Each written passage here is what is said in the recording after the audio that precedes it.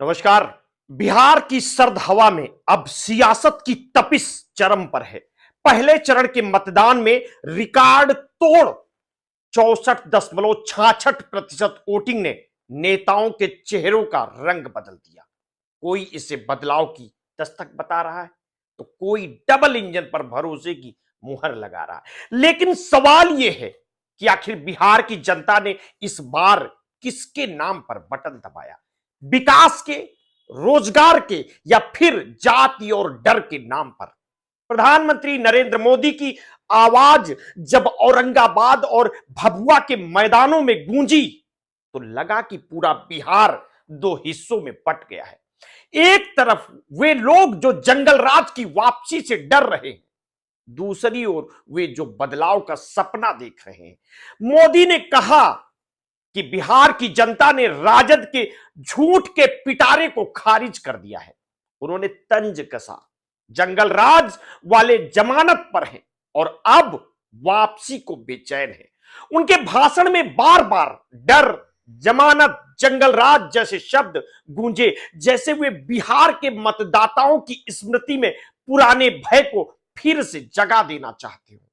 उधर अमित शाह ने और भी पुरानी चोट कुरेद दी। उन्होंने याद दिलाया कि कैसे जमुई, गया और औरंगाबाद में कभी नक्सलवाद का राज था। उन्होंने कहा कि 150 नक्सलियों ने ट्रेन हाईजैक की थी, लोगों की हत्या की थी। आज मोदी जी की वजह से वो दौर खत्म हुआ है।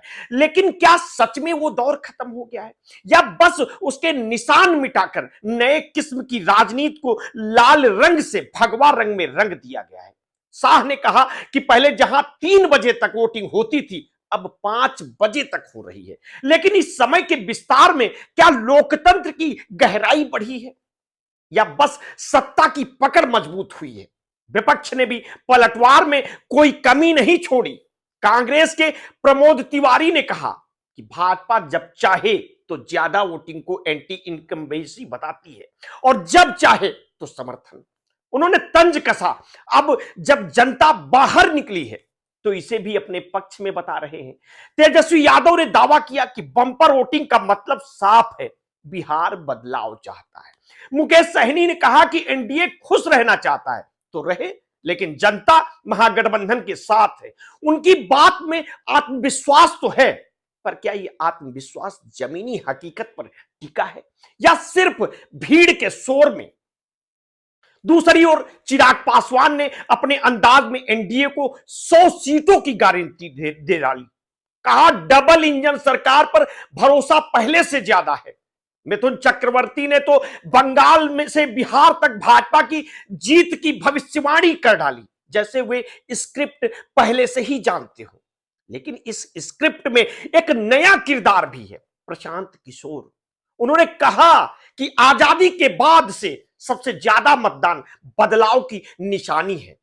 बिहार में 60% से ज्यादा लोग परिवर्तन चाहते हैं। उन्होंने दावा किया कि प्रवासी मजदूरों ने इस बार जनसुराज के लिए एक्स फैक्टर का काम किया है। अब सवाल यही है, क्या बिहार के वोटरों ने इस बार किसी नए विकल्प पर भरोसा किया है या फिर वही पुरानी बिसात पर नए चेहरों को बैठा दिया है? क्या यह रिकॉर्ड वोटिंग सत्ता की तरफ झुकाव का संकेत है या सत्ता से मोहभंग का है? क्या प्रधानमंत्री मोदी के भाषणों में छिपा जंगल राज का डर एक बार फिर काम करेगा या तेजस्वी यादव का बदलाव का भरोसा जनता के मन में जगह बना चुका है? बिहार के गांव में लोग कहते हैं इस बार चुपचाप वोट पड़ा है, लेकिन असर बड़ा होगा।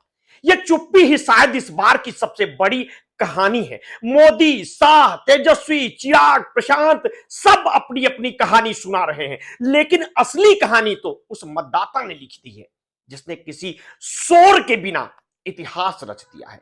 अब देखना यह है कि जब 14 नवंबर को नतीजों की सुबह होगी तो बिहार में किसकी भोर फूटेगी, सत्ता की या बदलाव की? मिलते हैं किसी नेक्स्ट स्टोरी के साथ। आपने अगर अभी तक हमारे इस चैनल को सब्सक्राइब नहीं किया तो तत्काल कर लीजिए, बेल आइकन दबाना बिल्कुल ना भूलिए। अपने स्वास्थ्य के प्रति सचेत रहिए, सजग रहिए और हां, आपने कभी भी कोरोना वैक्सीन लगवाई है तो समय समय पर अपने ब्लड प्रेशर की जांच अवश्य कराते रहिए। अपना ध्यान रखिए। बहुत बहुत धन्यवाद। साधुवाद।